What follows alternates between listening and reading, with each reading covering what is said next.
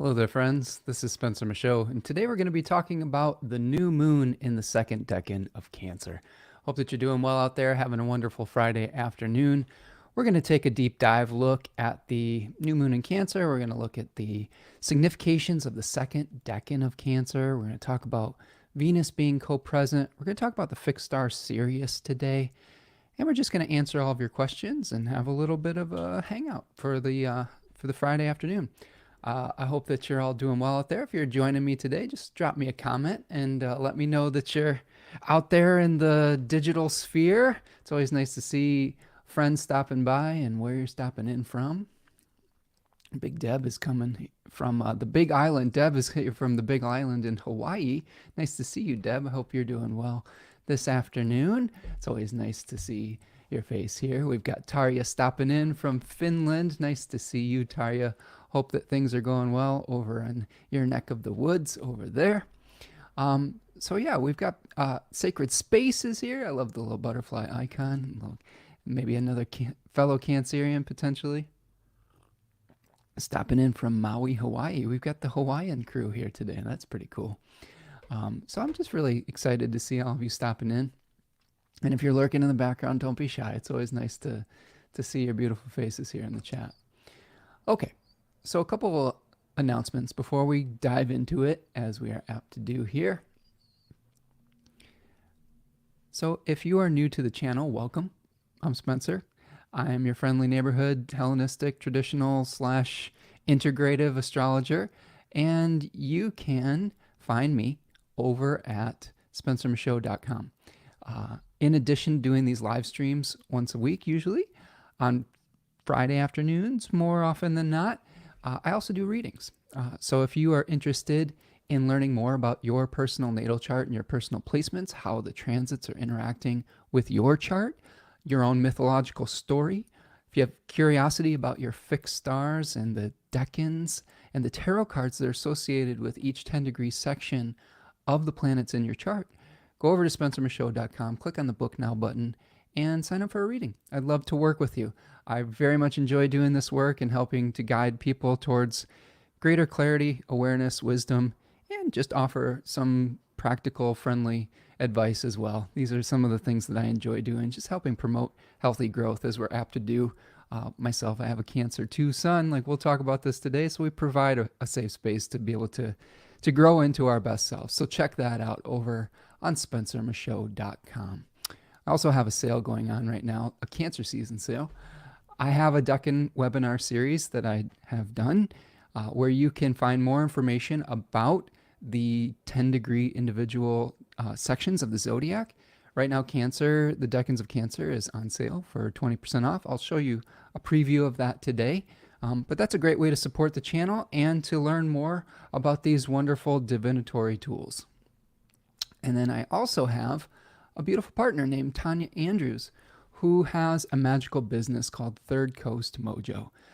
She does some very fantastic work by being able to draw the energy of the planets and the stars in the sky and infuse it into a beautiful product for you to be able to wear and to be able to bring some of that energy and magic into your life. As we are recording this, Saturn is about to station retrograde in Pisces. So one of the things that is featured this week is a Saturn in Aquarius oil. If you are needing some more clarity, seeing the big picture, seeing what some of the responsibilities in your life and how it all might fit together in a blueprint that you can follow, a guide to be followed, check out that Saturn in Aquarius oil. Really good stuff. That is Saturn in its diurnal domicile. Very powerful for getting things done. You can also support the work that I'm doing by buying a super chat today. There's a little $sign in the chat on YouTube if you want to support the work that I'm doing. You can also buy me a coffee at buymeacoffee.com. All right, friends, so those are some of our announcements that we have today. Let's go back and welcome a few more friends here. Laura and Elizabeth is here. Nice to see you, Laura.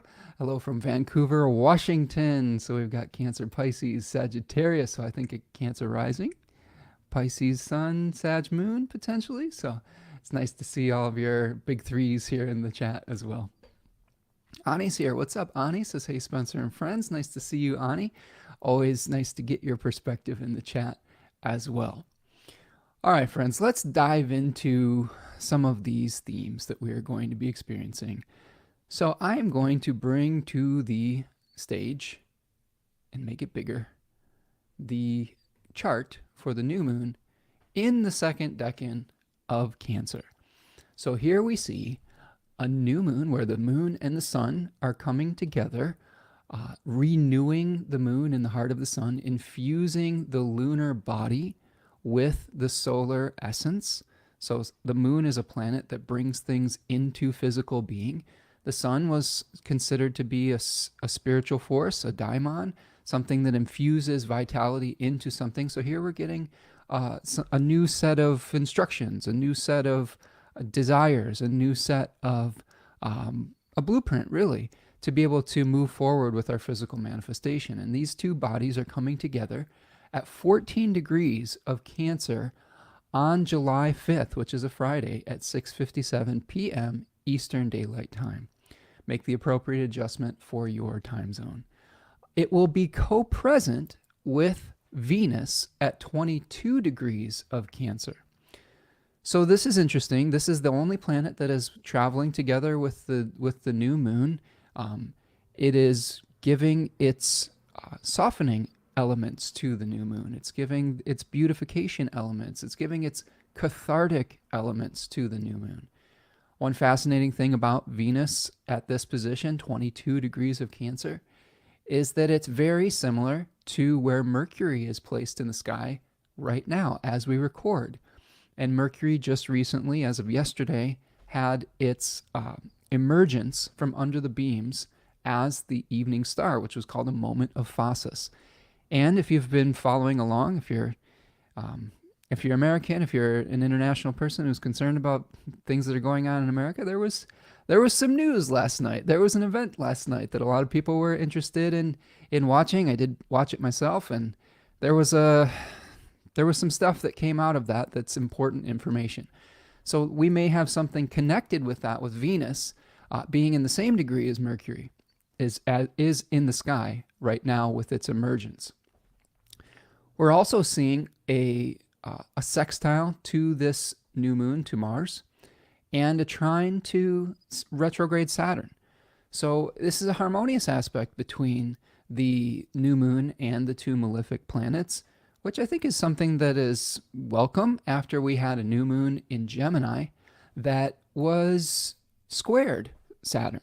So if we think about the ability to work within the limitations that we were shown at the previous lunar cycle, we might be able to feel a little bit like we're making progress within the circumstances that we have. Cancer is a sign ruled by the moon, and the moon is going to be in pretty good shape. It's in its own domicile. So we have the right materials to be able to bring about some of the solar impulses. Now, when we have that trine with Saturn, we are going to be thinking about how to work within the new limitations that we've become aware of from the previous cycle. You know, in my own case, at the previous cycle, I've been doing a lot of work in my garden, for example. And I'd come face to face with some of my own limitations about how much gardening I could get done. I've been trying to remove a lot of my turf grass and plant native pollinator habitat, and that's been going really well. I've been really excited about that. I got visited by a black swallowtail the other day on some of the milkweed that I planted last year. There was a squash vine borer moth that I'd never seen before in my life. It's black and orange, and it has beautiful fluffy legs. It was very cool. That visited me, and so just some nice winks and nods from the universe about the project that I was working on.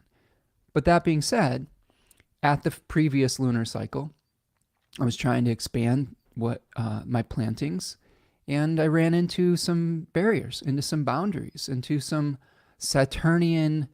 literally Saturnian stones and boulders underneath the earth when I was trying to plant. And it took all day to dig them out, and I now have literally a pile of flat rocks that eventually might become a new structure within the garden, a garden path.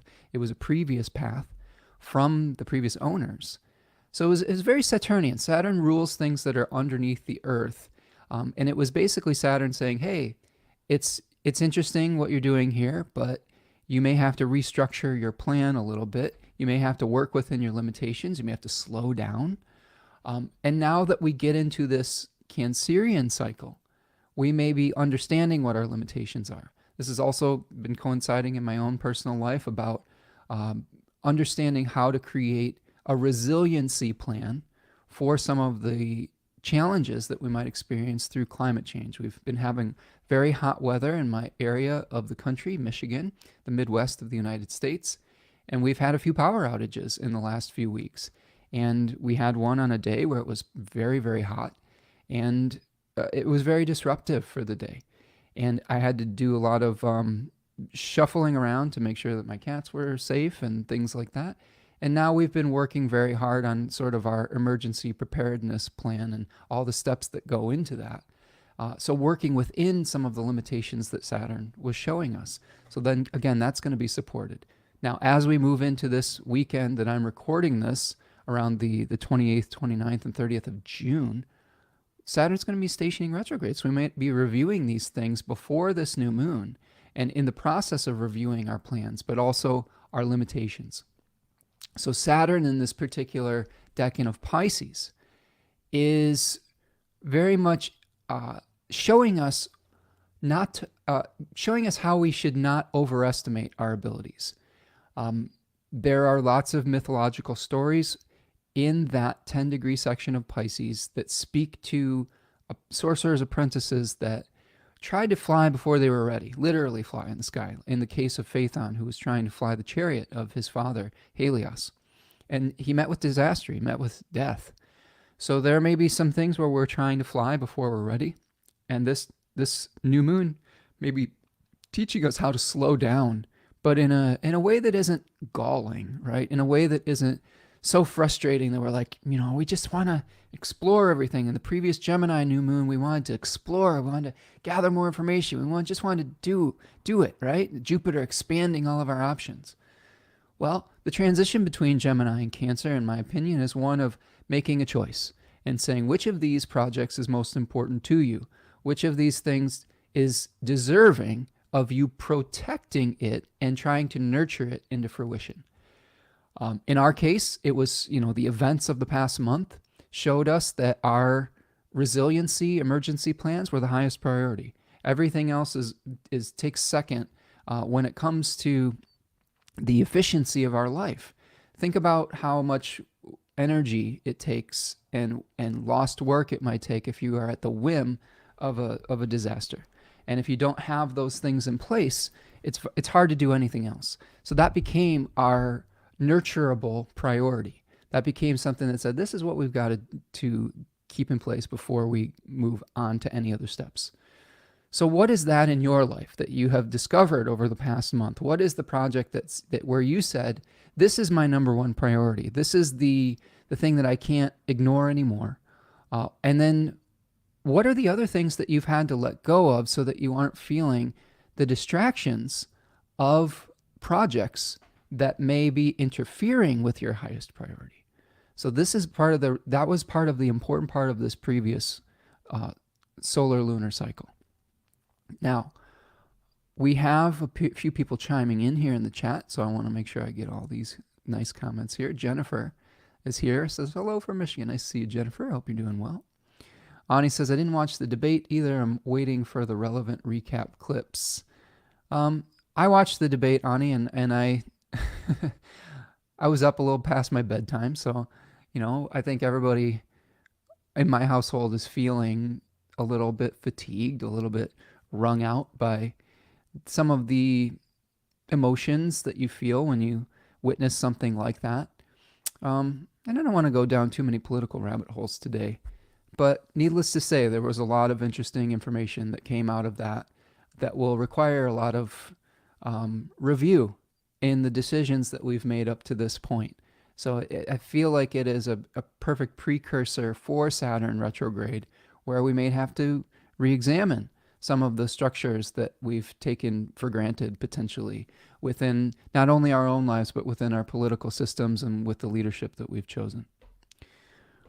Oh, congratulations, Jennifer, finding out you're going to be a grandma. That's awesome.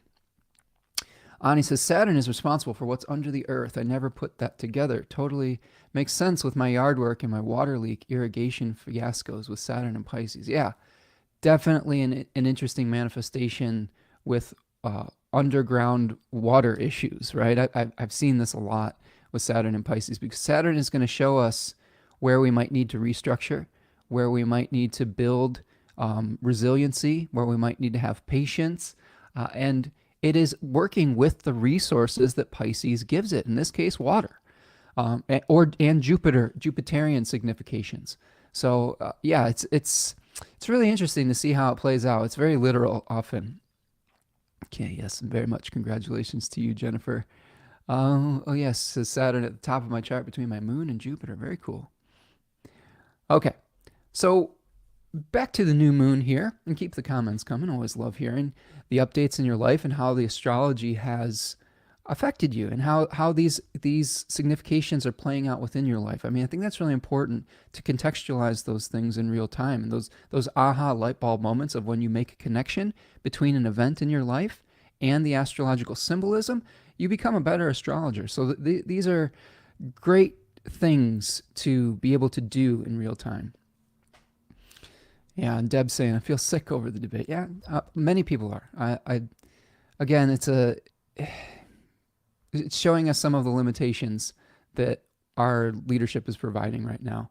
And that's that's as far as I want to go down that road right now. I think everybody who witnessed it will have an opinion about what we should do next. I think there is a lot of disappointment from a lot of different factors and factions.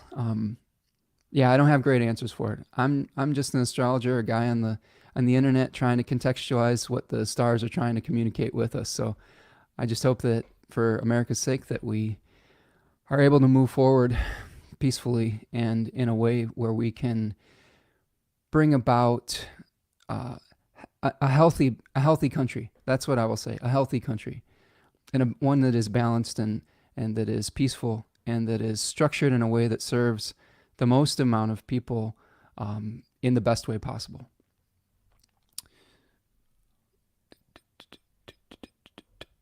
Okay. So, new moon trine Saturn retrograde. I think we've explored that as Saturn is stationing retrograde over the course of this weekend.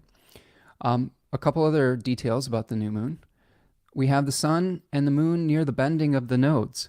This is a very important traditional astrologically based technique that I think that we're starting to pay attention to a lot more in astrological circles.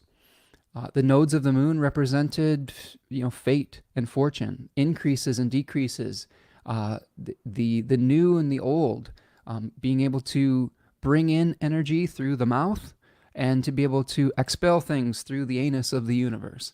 And now we have the sun and the moon at a pivotal turning point. And this is when the sun and the moon are squared, the nodes. So we're going to have the sun squaring the nodes a few days before this new moon, but it's close enough where we have a significant action or inflection point when we have a new moon. So what might that mean with having the sun and the moon near the bending of the nodes? Well, a few things. I think that we are looking at a movement away from some of the energy of the North Node, of maybe declaring who we are independent of others and having an increased desire to do so, especially reflected in the eclipse that we had in Aries in the spring. And we might be moving towards relating. We might be moving towards a relationship that is binding us in some way. I say that because there are ways of thinking of the North and the South Node. You could think of the North Node similar in energy to Jupiter. It is expansive.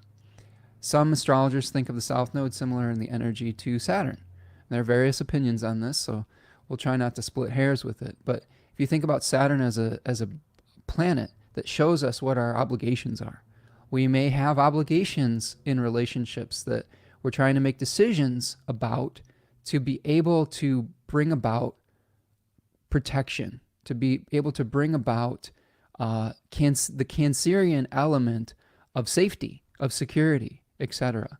So we may have to move a little bit away from this radical independence towards relating and towards contractual obligations and agreements to be able to bring about that walled garden that Austin Coppock talks about in the 36 Faces, which is a safe and secure place that allows us to nurture something into fruition.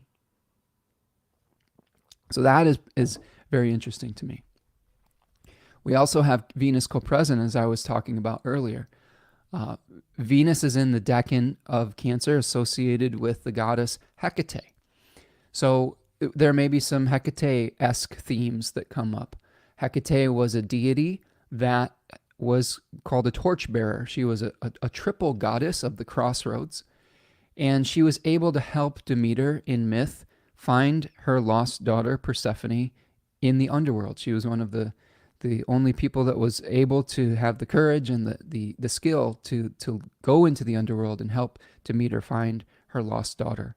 So there might be something that's helping us find something that we have lost, and it could be Venusian, right? It could be discovering our desires that have long since laid latent, like Persephone in the underworld.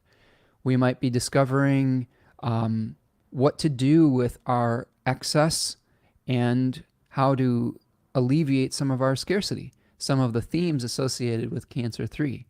We might also be feeling a little bit over something, a little bit like, I've had enough of this, and we have to figure out how to move forward into the next transition, which is to Leo.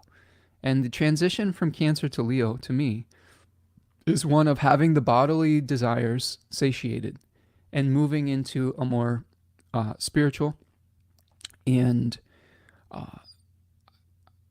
illuminated kind of understanding. Trying to find the right words to describe that. I would say that throughout Cancer decans, it shows us having desire of the first decan of Cancer, the Venus ruled decan, being aware of what we desire, maybe on a physical level. In the second decan that we're talking about today, we see ourselves celebrating and meeting with others who we might share an affinity for. We'll talk about that.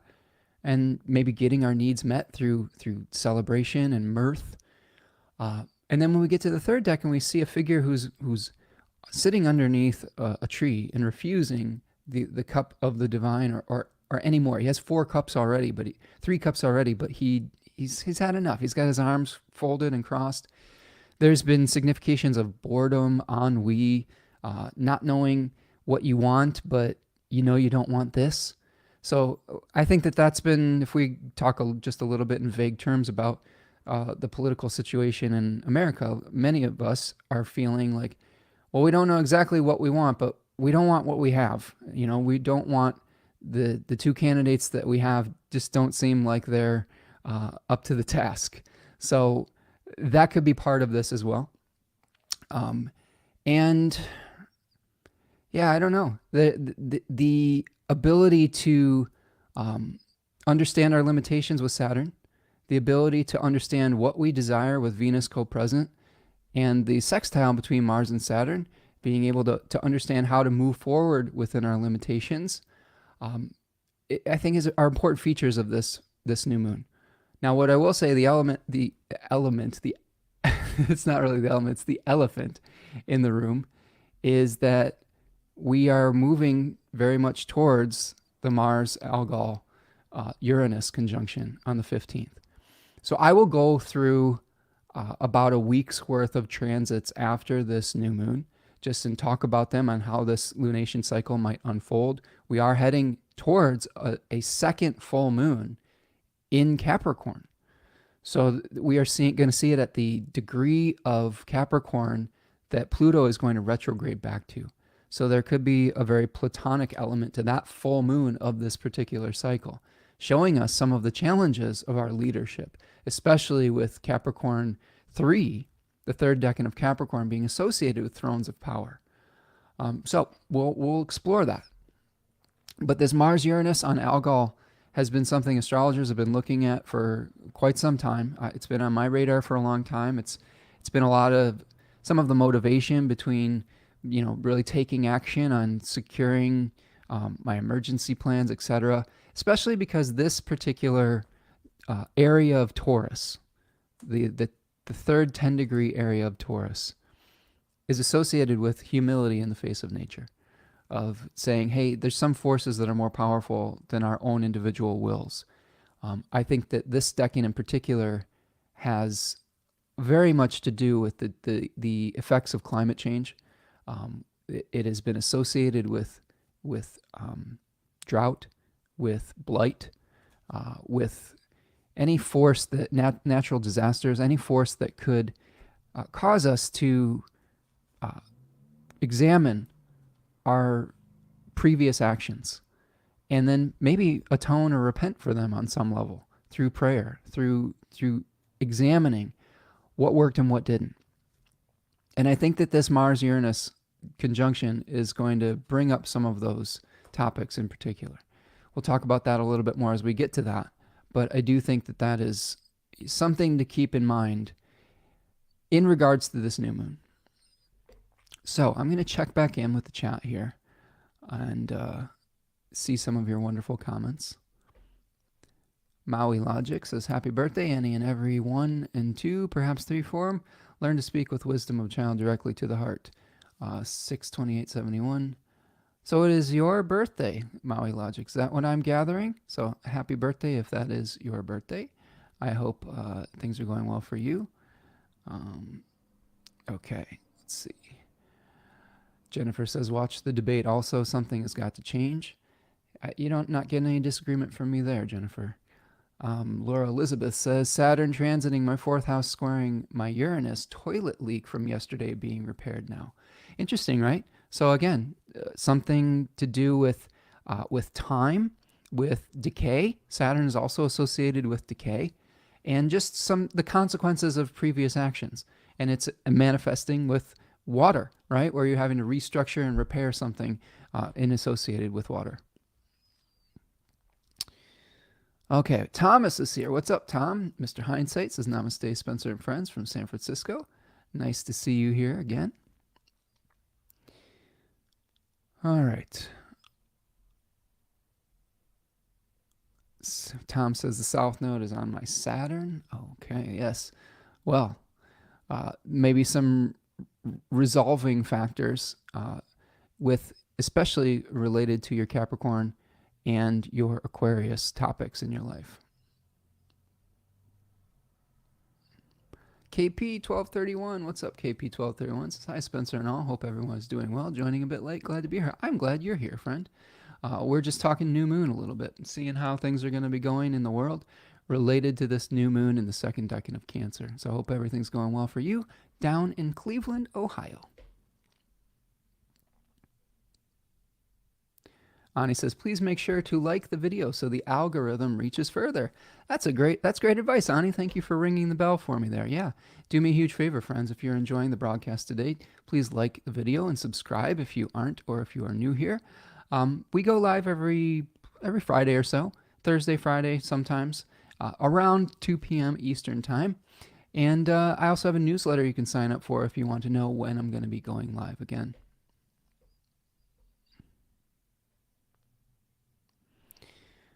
All right, so let's keep going. And again, we'll try to stay on topic today.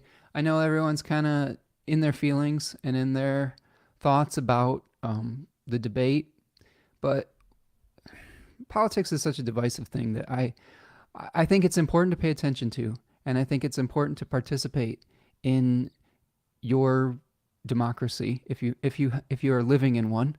But at the end of the day, I think that I don't have any great answers to those problems besides voting. I think voting is very important. I think participating in the democratic process is very important, even if we're disillusioned with one or both of the candidates. I think it's very important to exercise your right to vote, and that's what I'll say about that. Hani says out here, I was assuming toilets and what's under the earth, the rot and decay and yuckiness was only Pluto. Saturn too, I'll keep my eyes peeled for squares. Absolutely.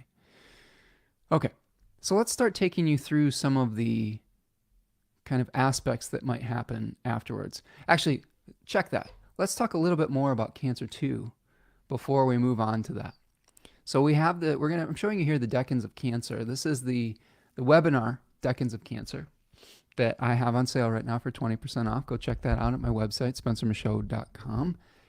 Check on the store link there. And we have, of course, the sun and the moon in Cancer 2. And the host of this lunation is Cancer 2. So let's talk a little bit more about what this decan might represent. So themes that we might experience with this 10-degree section, which both Book T and the Book of Thoth called the Lord of Abundance. Austin Coppock calls it a walled garden. We have a daimon in this decan associated with Hercules, who was basically Hercules translates to the glory of Hera. So this is Hera's stepson, I guess you could say. Zeus had a relationship with a mortal woman, and Hera wasn't too pleased with that, and then basically drove Hercules to madness, in which he committed, I believe he committed the murder of his family, and through the madness that Hera drove him to. And then he had to atone for that sin by going on these 12 labors that many people are familiar with in myth. So this decan teaches us about being tested by the mother, tested by the family of origin, and becoming stronger through doing so. So I think that's one of the things to think about with Hercules as a spirit in this decan. You can see here we have the Three of Cups as a syncretized tarot card with this particular lunation. And these are the three graces, excuse me. And they're celebrating something. They're celebrating the abundance of summer. This is the peak fertility moment in the northern hemisphere. There are stories of the Egyptians honoring this particular area of the zodiac in relationship to the fixed star Sirius that we'll be talking about later today, where we see the return of fertility to the Nile River Valley. And I think that's particularly interesting because the Nile River Valley would flood, and when those waters would recede, there would be all this fertile silt that had been brought from surrounding areas where they could plant their crops. So here we see the ability to the return of abundance. So themes of celebration, rejoicing, and mirth. Maternal enclosures and safe spaces. This is what we were talking about with the walled garden. That book specifically talks about this decan being in relationship to hothouse flowers. If you have prominent placements in this particular 10-degree section, you might have a certain environment that you would thrive in, and it may be difficult for you to thrive in other environments.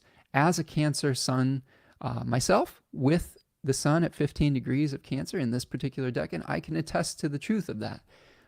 I have a very specific set of circumstances where I will thrive, and I have a certain set of sensitivities that make it more difficult to do well in an environment that is uncomfortable, or an environment that is noisy, or an environment that is violent, or I don't know. There's just a lot. I think Cancer 2 is a very sensitive place in the zodiac. And I think that it's very easy for natives that have placements in this decan, or in this sign in particular, to get overwhelmed by not only noise, sensory experiences, smells, but they also can have sensitivity to other people's emotions. And we're very aware of people's body language, etc. And it's very difficult sometimes not to absorb other people's feelings. So what we see in this decan is we need a place to retreat to be able to process our feelings after we've gone out into the world and faced, society. Like for example, after I do these live streams, it takes a lot of mental energy for me to orchestrate and to be able to see what's going on in the chat and respond to questions and make sure that I'm remembering all the information that I've prepared. I have to kind of retreat and restore the battery in my own personal space after, trying to navigate everyone's energy. And the same was true when I was going out and I was teaching at community college and things like that. It is a sign that's very sticky with other people's energy. So how can you find the space that you can recharge, the space where you can basically understand who you are as an individual outside of your relationship and the energy that you absorbed from other people? So I think that the energy is very important as far as understanding what is your feelings and what is someone else's. Okay. So I think that's actually a very important part of Cancer in particular. And this is also speaking towards the boundaries that the shell of the crab represents. Because of a Cancer type's sensitivities, which they are many, they are prey animals. So if we look at just the animal as a guide, they live in the boundaries of the shore and the ocean. So they live on that beach. Sometimes they're underwater, sometimes they're on the land. They are in the liminal spaces of the earth, and they're very easy to be picked off by birds, etc. So they have to be aware of 360 degrees of their surroundings, of subtle changes in their environments. So it's a survival mechanism. And those hard shells are protecting a very soft interior. And this can often be true of people who live through this archetype. Sometimes we have tough exteriors that are protecting very soft interiors. I would say this is true of myself as well. I'm a very sensitive person. I would very much prefer to avoid a conflict or to just be left alone in peace. But I do have well-developed defenses with a hard external shell. And don't forget, crabs have these claws that'll pinch you. Like that's the thing. They'll snap at you if you invade something that is either sacred to them, if you hurt someone that's sacred to them, or if you invade their space that is where they are trying to recharge from the world. So emotional containers, Bina and Bria, is the Sephira from the Kabbalistic tree of life associated with this. And Bina is associated with Saturn. So Saturn being a planet of boundaries, that is where we might get some of the maternal enclosures type of experience with this, because we are trying to create a structure to be able to protect that sensitivity. Forged in the family fire is another theme, and we talked about that in relationship to Hercules, being tested by the mother.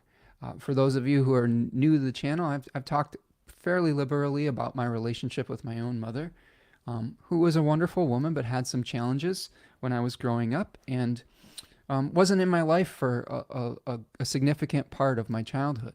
So that was a test of my resiliency. That was a test of my ability to learn about nurturing in a non-traditional way. So there might be similar stories for people who are working with this energy and this archetype and this new moon.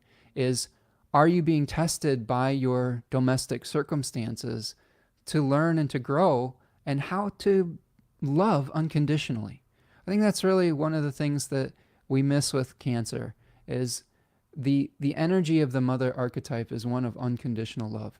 And I know that that's sometimes painful for folks that didn't have that relationship with their mother, but that is the ideal.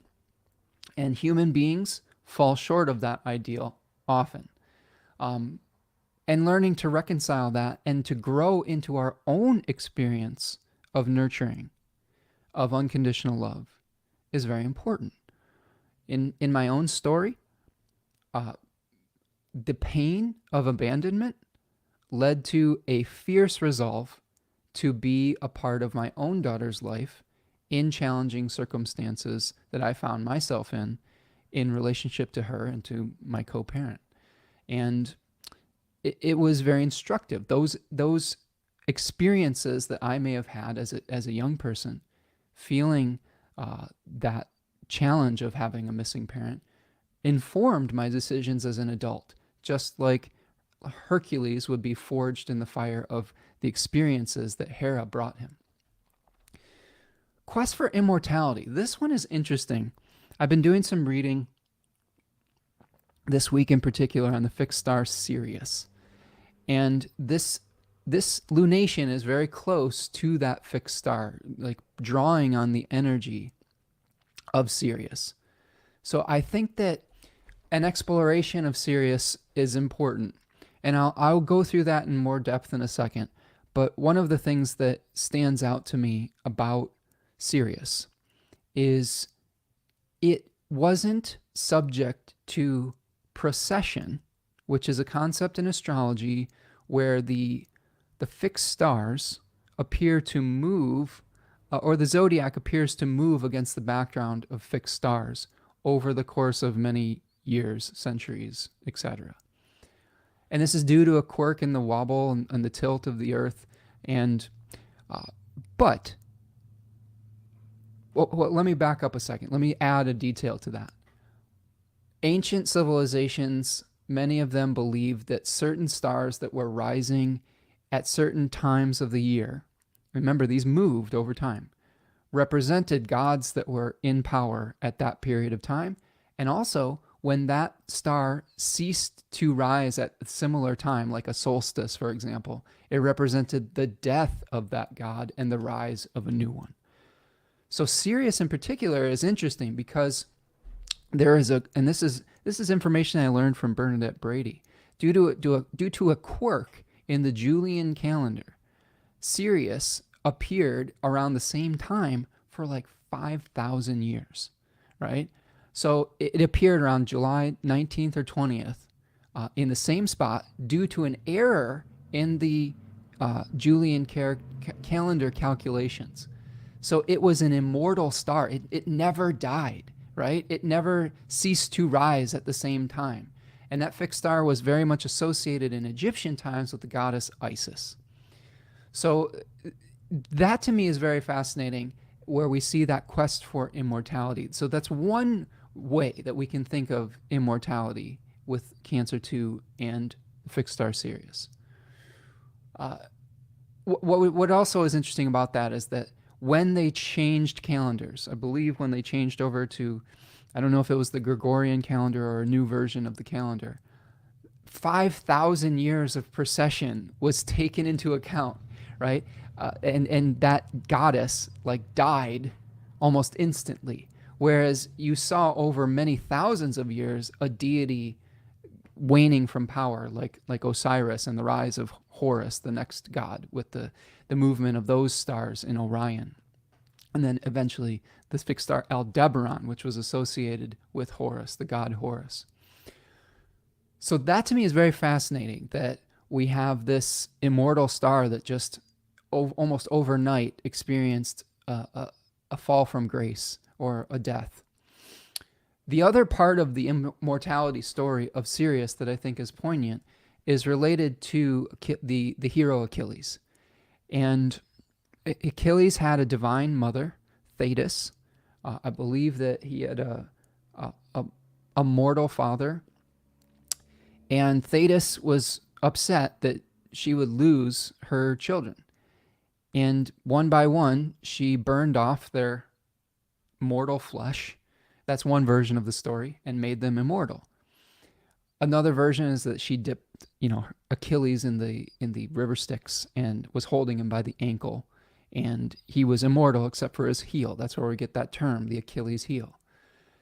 So this quest for immortality is related to literally a mother, a divine mother, trying to protect their offspring from mortality, right? Which I think if you have Cancerian placements, you can relate to this, trying to protect either a creative project or literally a physical creation from yourself and your children from perishing. So the protective instincts of Cancer 2 are spoken with in that regard. Ultimately, Thetis failed in this mission. Achilles was inspired to go to war even after Thetis hid him away from the world for a period of time on a tent on a beach. He dressed him in women's clothing to disguise him. But eventually he did go to war, and he became one of the greatest heroes in Greek mythology. He had the choice of living a plain, unremarkable but long life, or leading a very short but glorified life, one steeped in kleos, which is the Greek word for glory. And eventually he went and perished in that war. So this is often a challenge that we face during Cancer season, or if you have major Cancerian placements. Do you engage with the world? Do you engage in a way that could burn away your physical form? I know for me, the more public part of my life, and I guess that I could still consider this a public part of my life, but when I was much more engaged with going out and doing things publicly, uh, it was very exhausting. It took a toll on my body. It took a toll on my mental health, right? And I think that finding that balance between living a life that is maybe simple, but promoting your own longevity, and also not running away from life and participating in life when you are called to do so, is important.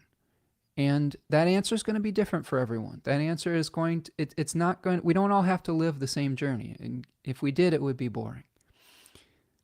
And I don't think that there's a wrong answer to that as well. And I think that I've learned that the universe does not necessarily pay as much attention to scale as we do as human beings. And I say that because there is universes in a square inch of land in your backyard. And it is just as glorious and beautiful as the view from a mountaintop. And the actions that you take that affect many people, or just one person, can be equally important. You can change the world through your simple actions. And this is one of the things that Sirius teaches as well, is that simple actions can actually lead to bigger changes. So never think that something is beneath you. Let's say that you've had to make sacrifices, which a lot of Cancerian types have to make sacrifices from a career or something to be there for a family member, whether it's through illness or through responsibility or etc. And sometimes there's this anguish about that sacrifice. I had some of that ambivalence when I was younger, pursuing a music career. But ultimately, the choices that I made were in service of being the best parent that I could be. And realizing that the effect that you have on an individual can be just as important as the effect that you might have on a larger slice of society, I think is one of the core tenets of living Cancer energy in a way that is graceful, in a way that is in alignment with the Tao or the divine plan.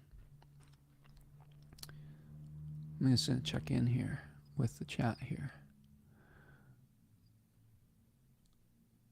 Ani says, I already started retreating last night from the media. 3 of Cups premonition. Yeah, right? That's the walled garden, like protecting your own mental and physical health, even if you feel like, if you feel like there's not much you can do in that moment, I think practicing self-care is important.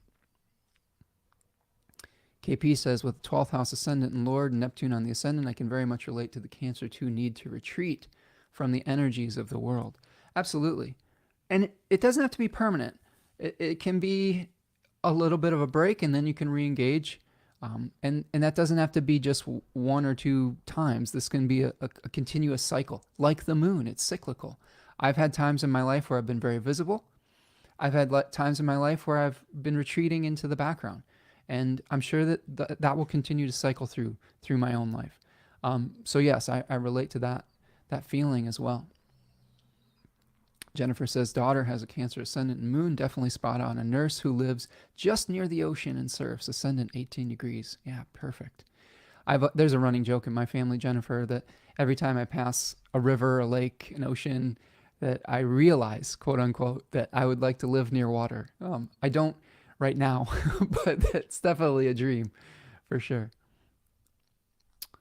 Let's see here. Yeah, Deb's talking about your ongoing sacred contract. Absolutely.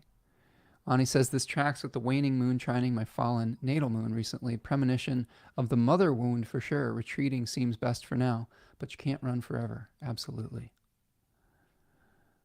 Okay.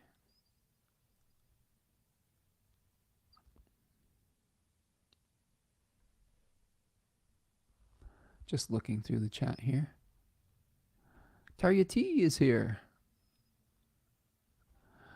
Hello from Helsinki, Finland. Cancer rising, natal moon in Capricorn. Oh my goodness, Tarja. So you're definitely going to feel this series of lunations coming up here. But thank you for stopping by here. I love my Finnish friends. We've got the two Tarjas that stop in. We've got Susanna stopping in every once in a while. It's always nice to see everyone here. Okay, so let's keep going with some of these things. So we've talked about the quest for immortality. We've talked about the quirk in the calendar related to precession.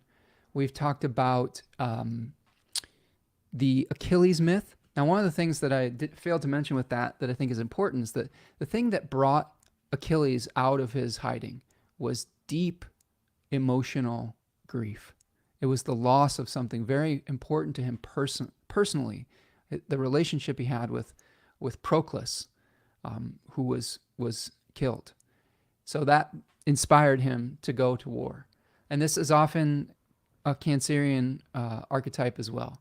You know, we might be hanging out and just doing our thing in the garden, the walled garden, and if we lose something that's important to us, that's when we start really engaging with life.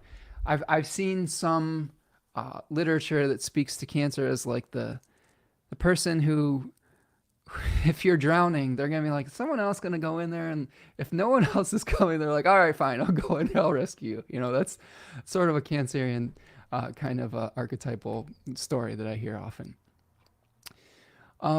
Abundant bounties and plentifulness. This is speaking towards the abundance of this time of year in the Northern Hemisphere.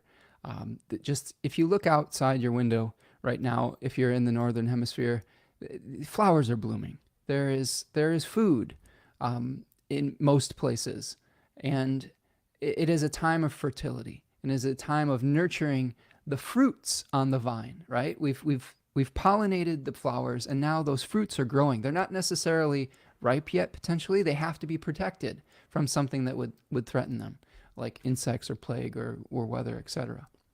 So some questions that you can ask yourself from this decan of Cancer. What in your life is worth protecting? Okay. What inspires you to come out of your tent and to go to battle for something that you believe in, etc. What inspires you to live a meaningful life, right? And again, don't mistake being public or being noisy for being meaningful. I think that's really important. I think, again, you could be doing very important work away from the spotlight, and many people do. How can you create a safe space to promote healthy growth? I hope to be doing that here today. That's one of the goals that I have for my channel, is to be able to create a space that allows us to be ourselves and to be kind to one another, a climate of kindness. And how can you create that for yourself in your own life? How can you find a space that you can retreat to when you need to recharge from some of the challenges and chaos that we experience out in the world, the twists and turns of fate? We're living through a very emotional time right now. We're living through an uncertain time. There are lots of changes that are happening. There's lots of changes that need to happen, and that can be overwhelming. So how can you be able to create for yourself a sanctuary so that when your time comes, when you are called upon, that you're ready to go, that you are centered, that you are balanced, that you have given yourself the energy to be able to respond in an effective manner. If you are just going from one crisis to the next all the time and just allowing yourself to be completely drained by all of these news stories, by all of the things that a leader says, you will find yourself and your nervous system completely fried. And when it is actually time for you to take an action, you might not be able to take the action that is necessary. This is why it's very important to pace yourself when it comes to things like the news cycle, when it comes to things like political things, etc. You have to be able to be centered and grounded when the crisis moment reaches you. And I think that that is very important, or when you are inspired, or when you are called upon. I think that's the thing. The call is very important.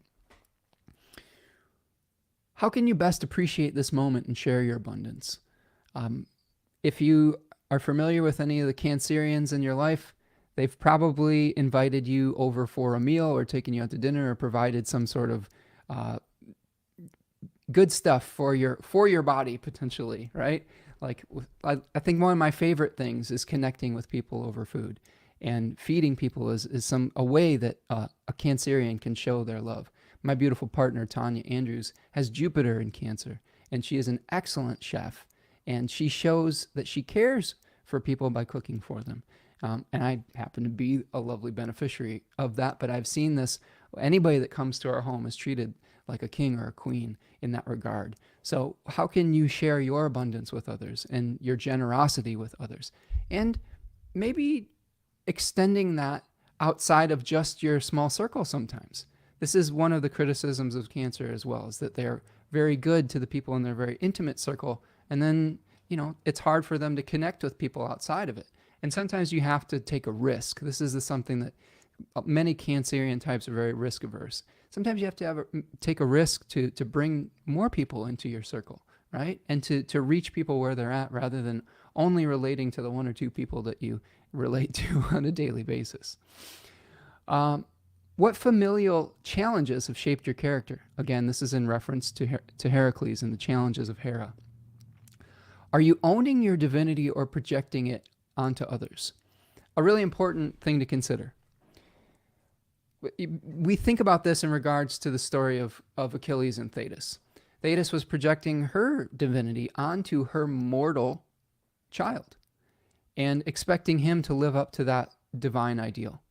He had a mission, he had a purpose, and that was to go to war and to fight, but eventually, fate decreed that he was to die. And sometimes we have to come to an acceptance of those things, of our own mortality, of our own limitations. And we also have to come to the limitations of our offspring, whether it is our physical offspring or a creative offspring. One of the secret significations of Cancer that I've come to realize through my study of people like Liz Green is that there is a longing to return to the primordial womb, number one, but also a longing for what comes out of you to be immortal. And that was very true in my creative process, is that I was not satisfied with creating a fad, right? I was very concerned with the longevity of my creation. And that honestly set expectations that were fairly unrealistic. Many of my creations, my songs, etc., what art that I did, they had Achilles' heels. They had weak points within them that may not have made them stand the test of time. There were a few moments here and there where maybe I was able to touch into some of that. But to expect everything that you create, your children, your relationships included, to be immortal is an unrealistic expectation. And coming to terms with that is very important. And then finally, what connects you with the timeless? We've talked about the immortality related to Isis and procession and related to Thetis. But how do you feel that connection of timelessness? For me, a lot of it's through music.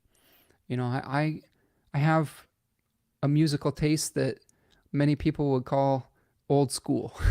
So to me, it is not about the oldness of it. To me, it is the timelessness of it. I'm of the opinion that if a song is reaching me from 50 years in the past, 20 years in the past, etc., there's a reason why we are still listening and appreciating to it today. For those of you who aren't familiar with like classic music or whatnot, there's so much crap that was produced in every single time period that didn't last. that you have no idea who these people were, because there was no reason for you to hear that music 20, 30, 40, 50 years later. There's a reason why people like Mozart are still being played daily around the world. There's a reason why Beethoven's music continues to live on in immortality. There were plenty of composers whose stuff it just wasn't as good. It just wasn't as immortal or timeless. So something to consider about what connects you with that feeling of timelessness, what connects you with that immortality of something that will live on potentially as a legacy. Ani says, how do I get an invitation to dinner with Spencer and Tanya? Well, if you're in the Ann Arbor, Ypsilanti area in Michigan, send me a line. I always love connecting with people in the community here. Jennifer says, yes, hope to find a way to retire to be with your daughter. Is that who I'm seeing here in the past here? To be near water, absolutely. Maui Logic says they have an 18-degree Cancer ascendant. Nice. So you're living this decan, friend. Tracy says, hello, Spencer. Nice to see you, Tracy. Hope you're doing well. Nice to see you here in the chat here. All right. Tarya says, my Capricorn Venus understands timeless. Isn't that interesting? Having a similar understanding of planets on the same axes, right? I often find that we have just slightly different approaches to similar things. In the Cancer Capricorn axes, I think that one of the connecting themes of that is security. And Cancer tries to create some of that security through their domestic relationships, through emotional relationships. Capricorn often tries to create that security through material structure. That's not always 100% true either way. It is a spectrum. Each of these axes is a spectrum.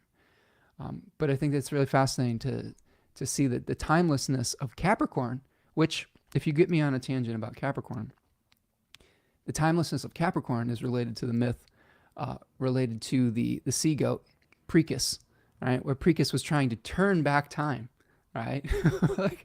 like Cher. I saw a video of Cher and Michael Jackson today. I don't know what was going on with Cher's hair, but she had like a weird like triangle hair. But it was Michael Jackson when he was like 17, just in his, man, I don't know. He was just something to behold. And I love Cher, but she just couldn't hold a candle to Michael Jackson's talent. But if you think about the Capricorn story, Precus had the ability to turn back time. And he had to learn that his ability to keep his children, the sea goats in the sea, by turning back time after they had decided to leave, had its limits because they kept leaving over and over and over again. And eventually he let them go because he understood that no matter how many times he tried to turn back time, he could not. He would fail. And I think that the interesting thing about that is that it shows Capricorn, Saturn, showing us the limitation of things, that everything has a time limit, that everything expires, right? So that experience of timelessness is a longing that both of these signs understand, but there may be more of a connection with the letting go part if you have more Capricorn placements. Just something to meditate on. Jennifer says, yes, daughter has taught me new ways of cooking and baking. I'm a Cancer sun, but in Decan 3, I can feel the timelessness within her in many ways. Absolutely.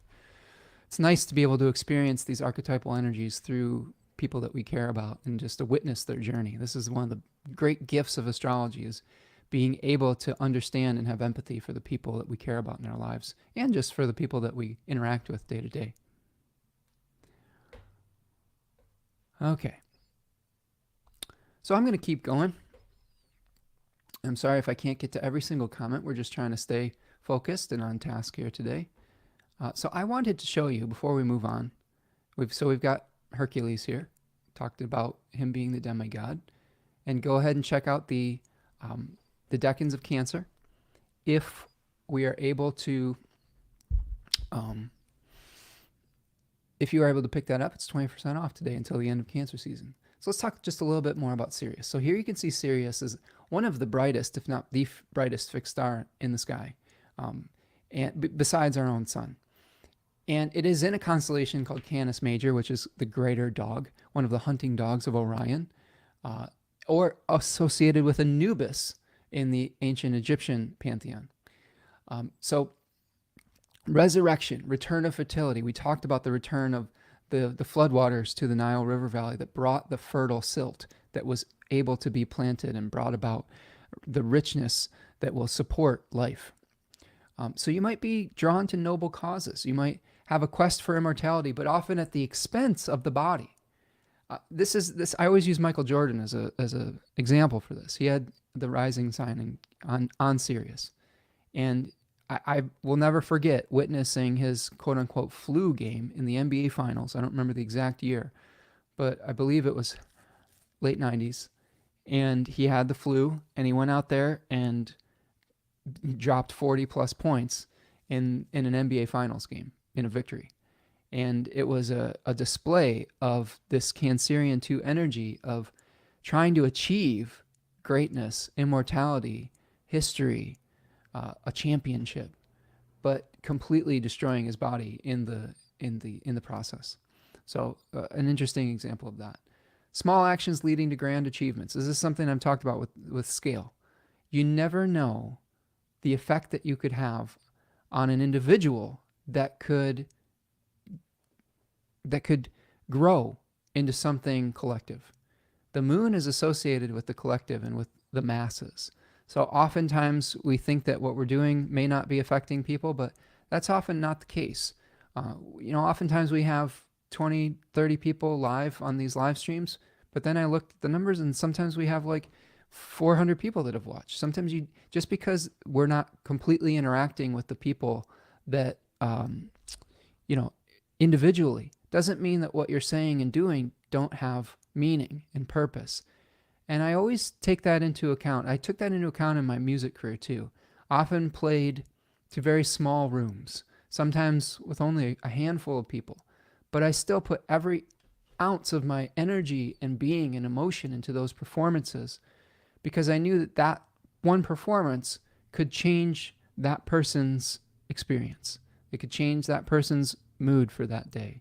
It could maybe help them realize something by holding up a mirror to their life and reflect back a truth to them, which oftentimes is what we talk about as the purpose of the artist, to hold up a mirror to other people's realities and reflect their truth back to them. So never underestimate that the action that you're taking is meaningless. Okay. KP says there's great comfort in knowing that what was happening in a great songwriter's life 50 years ago might mirror something I'm feeling now, like a hand touching you through time saying, hey, I felt this too. Absolutely. Beautiful reflection there, KP. I think that is something that we often underestimate as an artist when we create. Is it's not even about the person that you could reach today. It's you could reach through time, literally reach through time. I mean, think of a person like Otis Redding or Jim Croce, who lived relatively short lives, but did quite a bit in the years that they were active. And many of their greatest achievements happened shortly after their death, right? Same thing with Sam Cooke. Like he released A Change Is Gonna Come, and I believe that came out after he had died. Same with, I believe, Dock of the Bay for Otis Redding. And then also like a song like Time in the Bottle for Jim Croce. So it's so fascinating to me that we are echoes and reverberations of the actions that we're taking can have such an effect long term. So that's something to think about, especially at this new moon, and to reflect upon. What actions are you going to take that you may not see the immediate results of, but that may have reverberations and echoes into time, into months, years, decades in the future, maybe even in a way that you may not understand in your own lifetime. There's a book that I'm reading. It's called Braiding Sweetgrass, and it's written by an indigenous woman who was a botanist. And it's reminding me of the thoughts that the actions that you take affect the next 7 generations, which is an indigenous belief. And I think that's very true. I think that there's something where you don't completely understand what your actions today could be affecting others. Candy Corn is here. What's up? Mom Taxi Time. Nice to see you, Corinne. Hope everything's going well. Maui says the almighty, the amity to recognize one's ways distinct just alike the ones of... Oh, I don't understand that comment, friend. I know you're trying to bring something in the chat, but might have to be a little clearer on that. Okay. And I appreciate everyone being here. I appreciate everyone and their contributions. Sometimes if there's a comment or something that is more reflected about your own personal chart reality that isn't a question, sometimes I have to skip over that for time.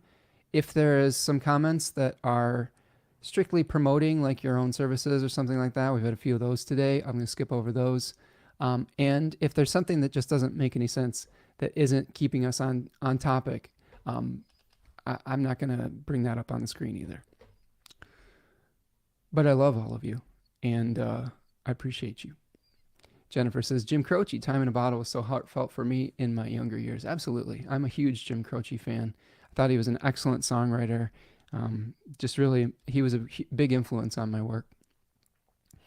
Okay, so let's go and take a look at, let's go back to the chart, and let's just take a look at some of how this could play out over the next week or two after the new moon. Do me a huge favor. If you are new or if you are a returning regular, simplest thing you can do to support my channel today is to like this video, to subscribe to the channel, sign up for my newsletter if you're new and you can know when I'm going to go live. If you'd like to make a donation to the work that I'm doing here today, there's a little $sign in the YouTube chat. It's called a super sticker. Really appreciate all of that. That goes a long way to help me keep the lights on and helps to help me to do this work consistently. Yeah, but check me out over at spencermichaud.com and subscribe over on Twitter and Instagram and Threads at Spencer Michaud. I've been posting a lot of my garden pictures lately and my experiences with that. It's been a lot of fun. All right, so let's talk about this first aspect that we're going to be experiencing. So we'll take you through this. I'll kind of take you through a few days here. So you can see on the outer chart, we're going to keep the full moon, or the new moon, excuse me, in the inner chart, and we're going to look at the how the lunation is playing out over time in the outer ring. So you see on the 7th, happy birthday to me. That is my birthday. I'm going to be 44 this year. So if you study numerology, that's an interesting number, said to be a master number. So we'll see what that brings. But you can see here on the 7th, we have the first aspect. The moon is going to be conjoining Mercury. And the first aspect I consider is one where we are seeing the moon being released from what is called being under the bond. So when the moon is within 15 degrees of the sun, it is not visible. So when you first start to see that sliver of moon, it is released from the bond, right? It starts to become visible once again at that crescent moon phase. And that often can teach us something about the manifestation of this energy. So this new moon, the first aspect is with Mercury in the first decan of Leo. So we may be feeling some pressure to perform. This is a Saturn-ruled decan in Leo, the sun-ruled sign. So pressure to be visible, pressure, Saturn, visibility, the sun. So we might be asking questions about our visibility. And that could be challenging. Some people have some problems being visible. We're also dealing with an opposition to planets moving into Leo with Pluto in Aquarius. So that is going to be difficult a little bit too. Questions of our individual needs and our own desires for to be individual points of consciousness, and having to work within the needs of our collective. And those needs are shifting rapidly. So the individual experience and what we are used to how we create individual is being severely tested by our collective right now. It's being tested through climate change. It's being tested through things like artificial intelligence.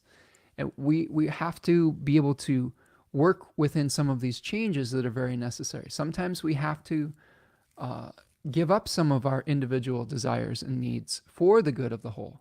Now, on the flip side, we don't want to lose that completely. And this is sort of the argument. I think things like climate change and artificial intelligence are related, because in climate change, we're having to give up some of our individual desires for the good of our Earth, our good of Mother Gaia, of the planet. To be able to retain our individuality with things like artificial intelligence, we may have to figure out how to still be individuals when everybody has access to the same exact tools, the same exact history, like collected history of art, but without doing the work necessary to study it, without doing the work necessary to hone a craft over time, without doing anything really other than typing a prompt into a computer algorithmic program. Now, we can argue how creative you can be with that. I think there are arguments to be made, but I'm starting to get really down on that as an artistic tool, especially because I consider a cause that I'm very committed to is sustainability. And the more I learn about things like artificial intelligence, I've been researching its energy cost. It actually costs 10 times more energy to do a search on Google that is powered by artificial intelligence than it does with a regular search engine. So we're drawing vastly more resources to power this. And to what end is my question? To what end? Is it necessary? Is it ethical? These are questions that we have to ask ourselves when new technologies that, quite frankly, are probably going to be a part of our life. I don't think that, just like the internet, that particular technology is not going anywhere. And now we have to figure out how to utilize it in an ethical way that maintains our humanity and our timelessness, right? Rather than just being a fad. Okay. Thank you, Tracy, for the happy early birthday. I think I'll be live streaming a few days before my birthday next week, doing a Cancer season Q&A. So I hope that you all join me for that. It's like almost like a pseudo birthday party. That's always fun right before my birthday. Okay. Yeah, and Thomas is saying teachers never know what effect they have in someone's later life. Absolutely. This was something I experienced as a songwriting and music and guitar teacher. I had a lot of students through there. I taught at a community college for over a decade, and you really never know the effect that you have on those people. I agree with that 100%. I believe that you're a teacher as well, Tom, and you've probably had effect on countless people's lives.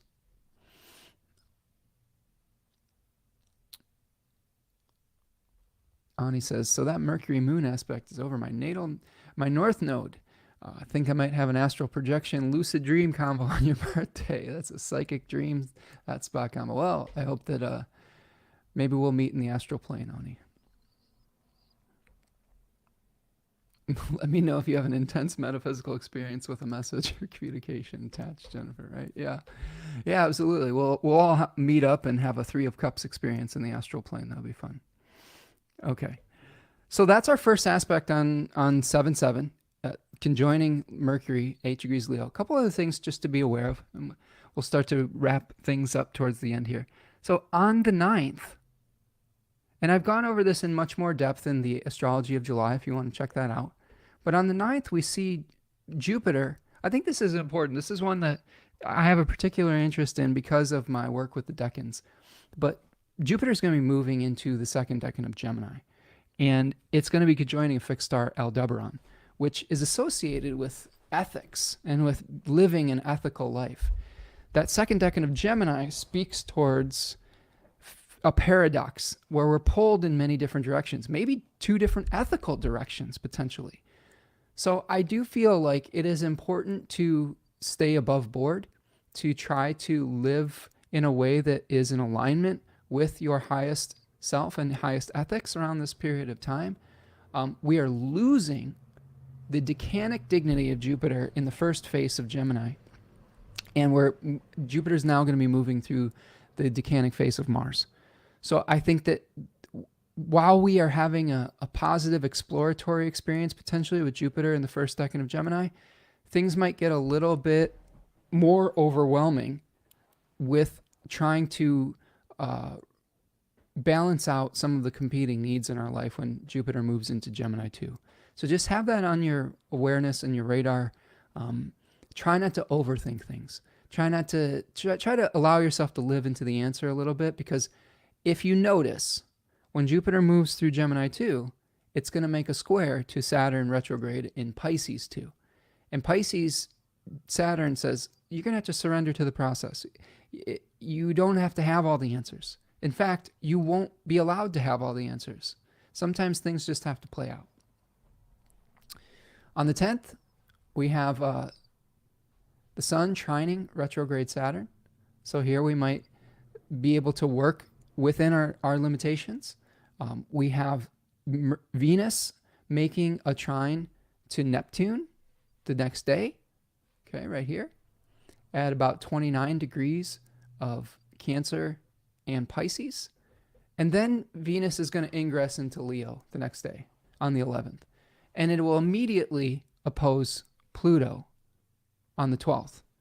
So this is a story where we may have a really nice, beautiful experience with Venus trining Neptune. I really like Venus-Neptune trines in the water signs. I believe I've had a few of those where I was literally just on the beach or something like that, or having just a nice experience that was very ephemeral. It wasn't something that was going to last a long time, but it was a nice little moment. And I think enjoy that while you can, because the moment Venus ingresses into Leo, it immediately opposes Pluto. So it's like we're getting this wake-up call. We're getting dried out from all the beautiful illusions that we've been living under.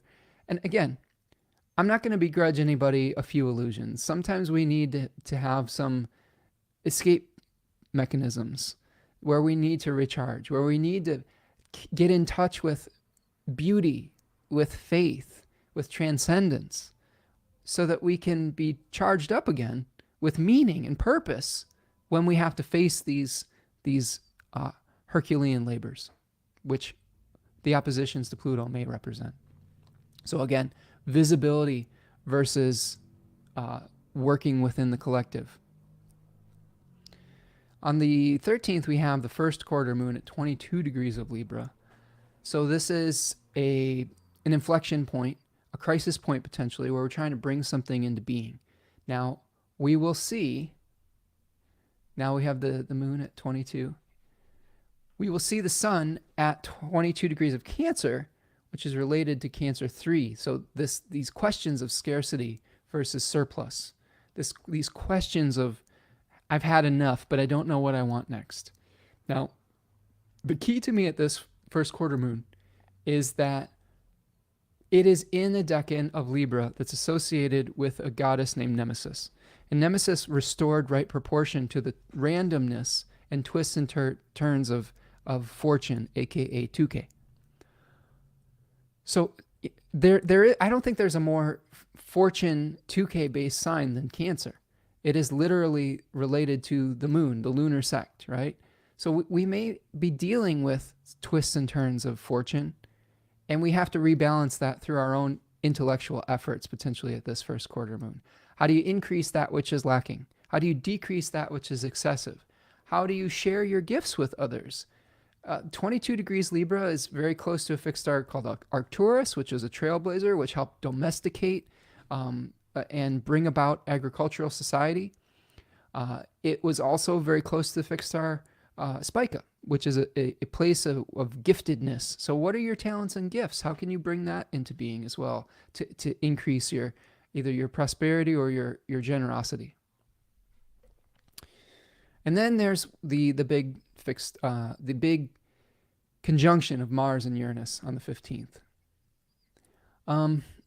That one's on a fixed star called Algol at about 26 degrees of Taurus, We've talked about that a little bit earlier in the chat. It is a challenging place in the zodiac. It is one where we see things like natural disasters. We are forced to be humble in the face of nature. We are dealing with some things that are outside of our control. We're also, in that decan, atoning for past actions that might have been rash or where we have made mistakes. We're dealing with the consequences of our material actions. When we talk about climate change in this decan, we are talking about the consequences of our material actions over many decades. And the chickens are coming home to roost. So again, my advice for this particular transit, if there's been something that has been on the back burner and you know it's been a problem, a chronic problem, especially when it relates to your emergency preparedness, you've got a couple weeks to figure it out, and before this might be a trigger point. Now, that being said, sometimes the worst case scenario does not manifest. That doesn't mean we shouldn't be prepared. But being prepared does not mean that we're preparing in anxiety.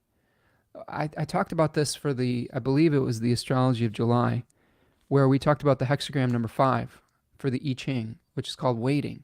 And oftentimes when we wait, we need to prepare in a way that will allow us to wait with confidence rather than with fear.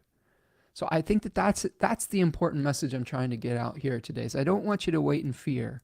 I want you to wait in confidence that you will have some kind of plan for something that might be either a natural force of nature, or if there's something that's been on your mind that you know is a problem that you need to fix.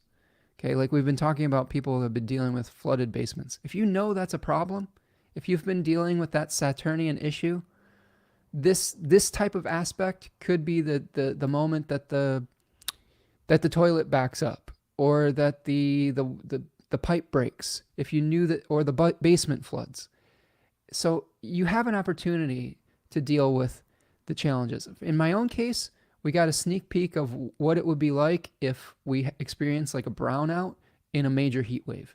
So in the last few weeks, we've been taking extra steps towards figuring out an emergency plan with our generator. And we have had this small generator for a while, but we haven't really tested it out. We haven't figured out all the cables, how to hook it up, where we're going to hook it up. So that's something that we've been committing to before this Mars-Uranus aspect, because a lot of times there's a lot of steps involved.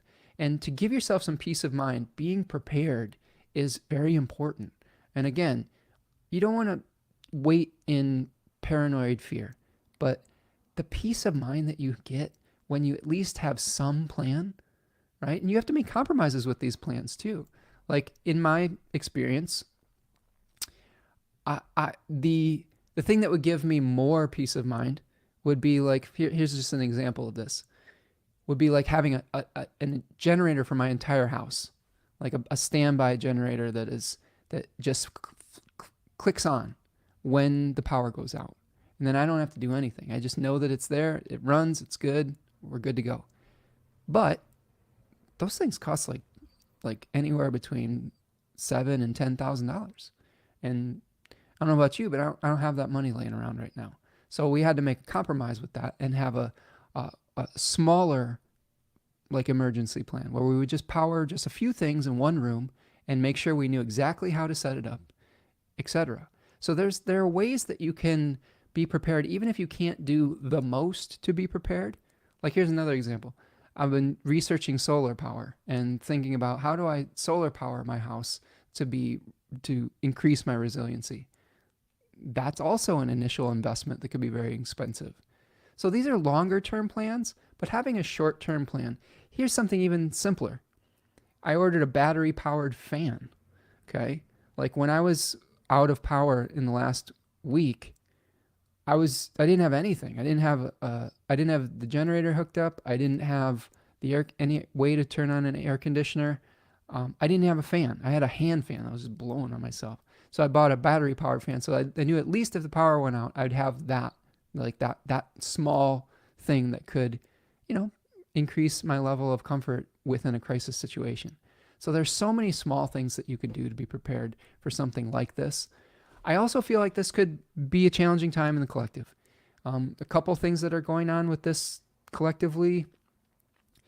This is right around the time that there's going to be sentencing in Donald Trump's felony cases. So there could be some challenges around that. That's going to be very close to his natal MC, his midheaven.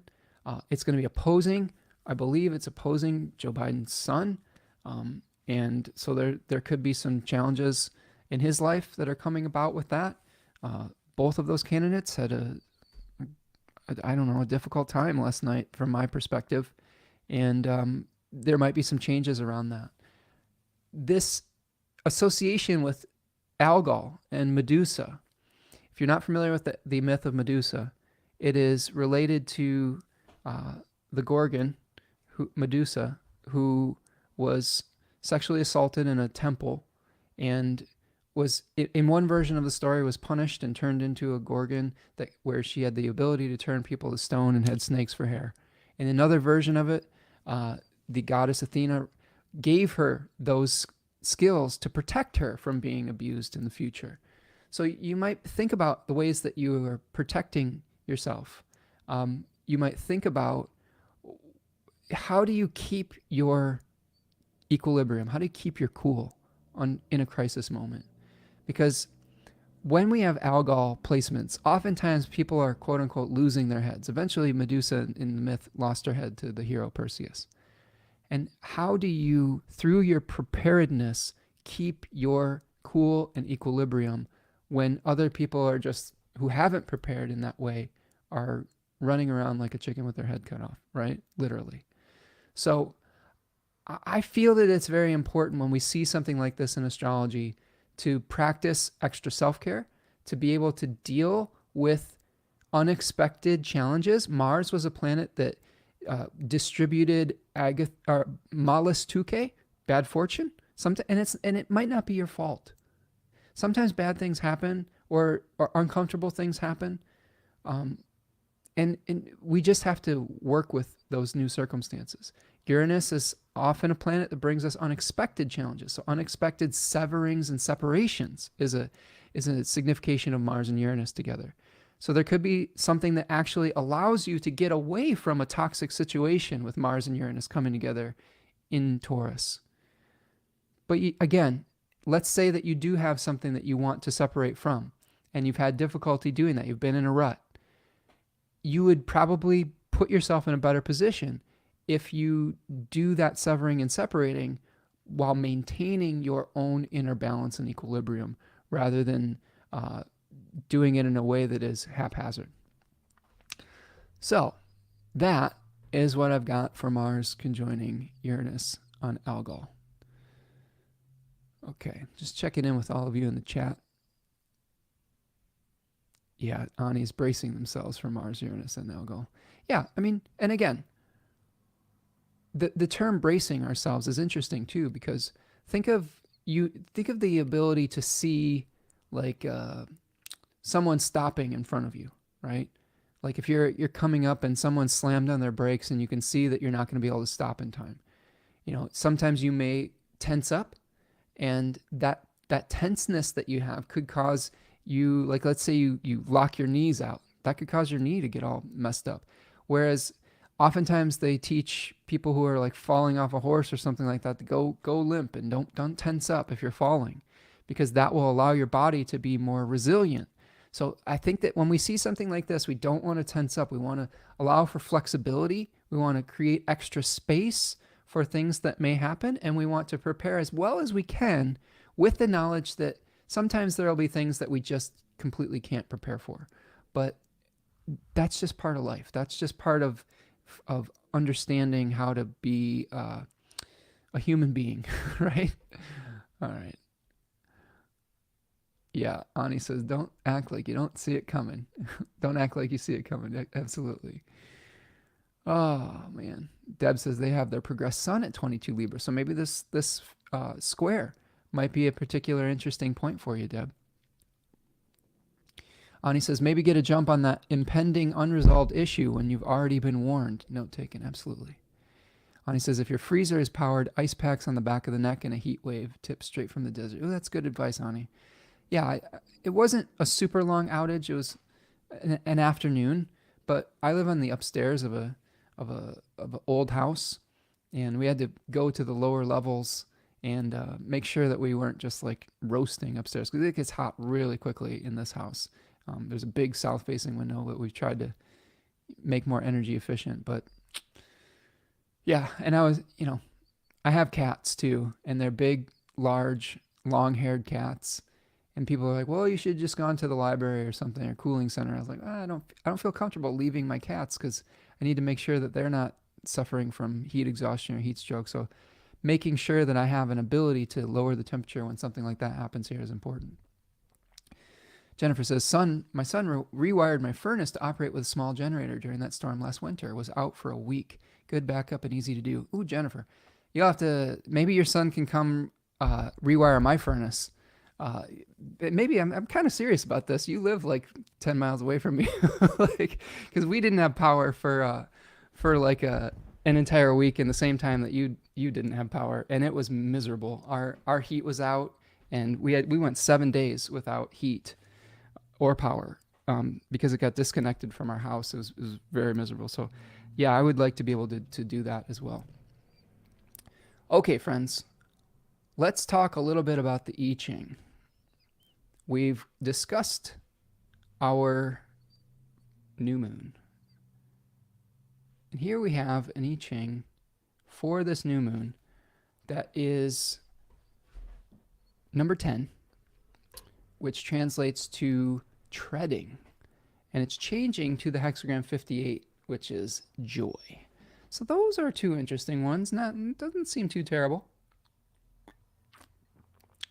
So treading also translates to correct conduct, circumspection, not circumspencer. That's not, or circumcision. That's what I always said. Yeah, that would be the bad manifestation of the Mars-Uranus on Algol. Sorry, friends. Treading carefully, stepping on the tiger's tail. So this teaches us about the proper conduct when we are doing something risky, when we are trying to go and expand beyond our normal capabilities, and how do we interact with each other socially, right? So Jack Balkin, in his wonderful book, The Laws of Change, my favorite translation, says the theme of hexagram number 10 is the need for care and circumspection in conduct and social interaction. You find yourself in a difficult situation. It is like treading on the tail of a tiger. If you make the wrong move, you may bring strong forces down upon you. Therefore, it is important to behave with the utmost delicacy and decorum. Plan your moves in advance. We've talked about that today. Think carefully about what you want to do before you act. Move toward your goal steadily and avoid rash behavior. This is not the time to engage in reckless adventures or radical approaches. Stick to traditional, tested, and proven methods. We've talked about timelessness in this chat here today. Recklessness is another thing that you want to avoid with Mars and Uranus on Algol. This is not the time to do a super risky activity. It is a moment where it is where accidents have an increased incident value, right?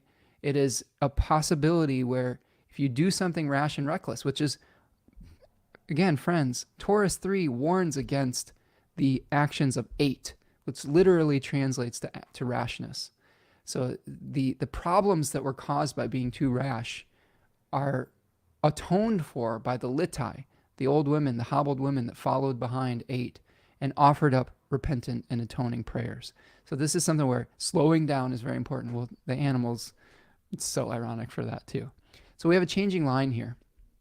It says, examine your conduct and consider whether its effects are favorable.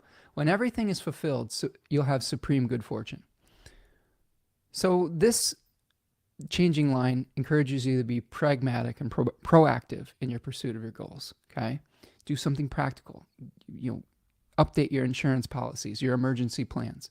Take stock of what you have accomplished and how you've handled things. And if the past results of your strategy are usually, if they're good, then keep doing it. If they have resulted in something that you don't like, that's uncomfortable, it's time to make changes, right? The past results of your strategy is the best evidence of your future successes. So spend some time analyzing what is important to you and how things have worked out in the past. That's a perfect manifestation of Taurus 3, analyzing how your actions worked out and how they succeeded or did not succeed. So you have to make adjustments. You have to be flexible. And that's going to lead you to the hexagram number 58, which translates to joy, giving and receiving, communication, sharing, integrity, inner stability, and inner peace. We've talked about that inner equilibrium today that is so, so important, especially when we're potentially faced with crisis situations. Again, you can make things a lot worse if you are not balanced and calm when there's a crisis happening, whether it's an emotional crisis, an argument, you can say things that you don't mean. You can say things that can be irreversibly damaging to another person. So try to think long and hard before you lose your head. The same can be true in a crisis situation that's not any of our faults, right? Like a natural disaster. While other people might be running around crazy and not understanding what is necessary, if you keep your wits about you, if you have rehearsed at least some small steps that you could take if something like that happens, you're probably going to be in a lot better shape because you know what you need to do. The anxiety and fear that we feel in the moment when the action has already happened is sometimes the worst part of the crisis. So if you have an ability to be prepared for that, you're going to feel a lot calmer in the moment. I mean, really, I think preparedness is super important. All right.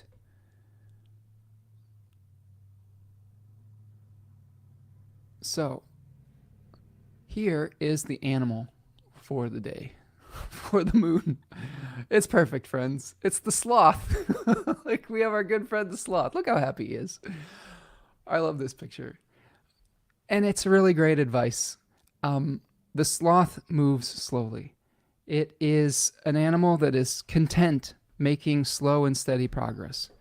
If we're pushing too quickly, we may make a mistake.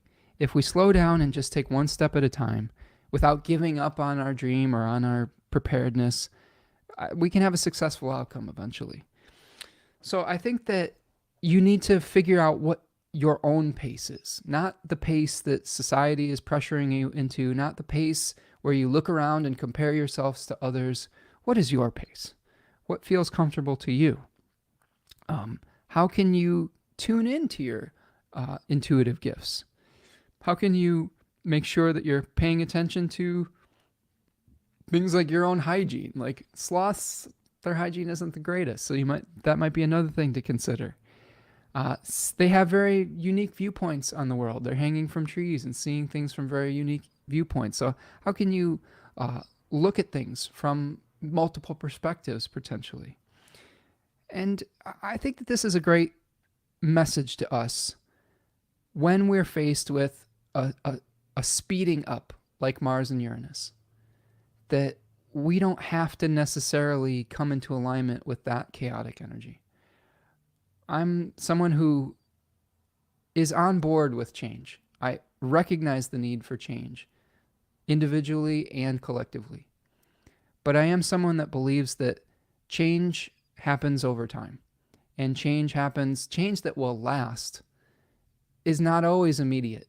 That sometimes we got to this point over a long period of time and we're going to have to unravel a knot one day at a time. If you try to pull too tightly on the knots of history, sometimes they can get too tight and they become almost impossible to unravel.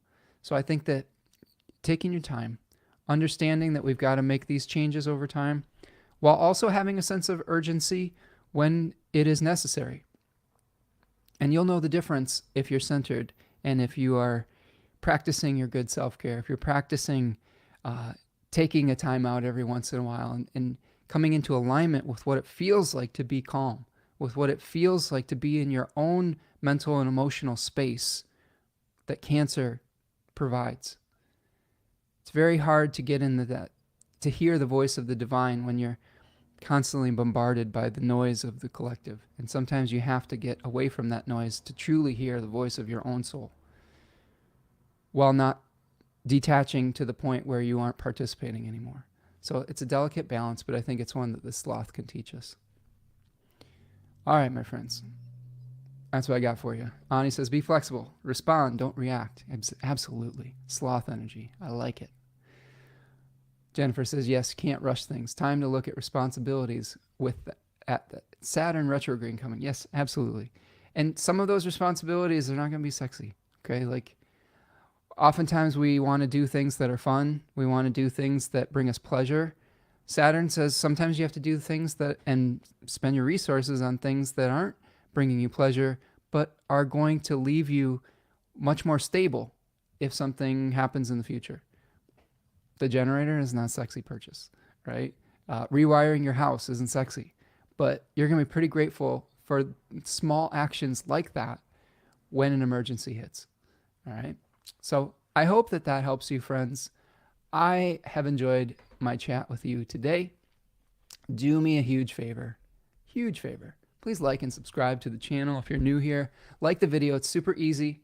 That's the best thing that you can do to help increase our reach and please the algorithmic gods. You can also support me at buymeacoffee.com. If you enjoyed this work today and you got something out of it, it's a great way to reciprocate. You can purchase a super chat or a super thanks after the fact on YouTube if that is something that you have the ability to do so. And then go over and check me out, spencermichaud.com. If you need help through this period of time, my books are still open. There's still time before the Mars-Uranus conjunction. If you need help working through a sticky challenge, I love helping people to solve problems. I love contextualizing it within the language of the stars and of mythology, and helping to just be either an accountability partner or just someone who's helping to just bring a sense of peace and calm into your life. So that's something that that is something that I aspire to as an astrologer. So check me out, spencermichaud.com, and go follow me again at Spencer Michaud on Threads and on Instagram. All right, my friends, have a great afternoon. Have a great Saturn station this weekend. Try not to freak out too bad. We'll all get through this together. Figure out who your support system is, because ultimately the most resilient thing that you have is your community. You can prepare, till the cows come home with putting food away or whatever, but ultimately when the crisis hits, your neighbors are going to be the most important people. The people that you can reach out to, the people where you can share what you need with others and they can share with you. Building community is super important, and I think that is one of the main themes of Cancer too. The second decan of Cancer is how do you build that community? We're doing it here today by being in each other's space and communicating with one another, sharing our ideas. It's a magical and it's a sacred thing, and we all deserve to have the support of one another. So thank you so much for your support here today, and I appreciate you. Remember, just be kind to one another. If you're witnessing people being cruel to one another, you don't have to participate in that cruelty. You can choose to be kindness, and you can choose to be the change that you want to see. So be kind to yourself and be kind to one another. That's what I've got for you today. Appreciate all of you. And I will see you next week for a Cancer Q&A session. All right, my friends. Peace.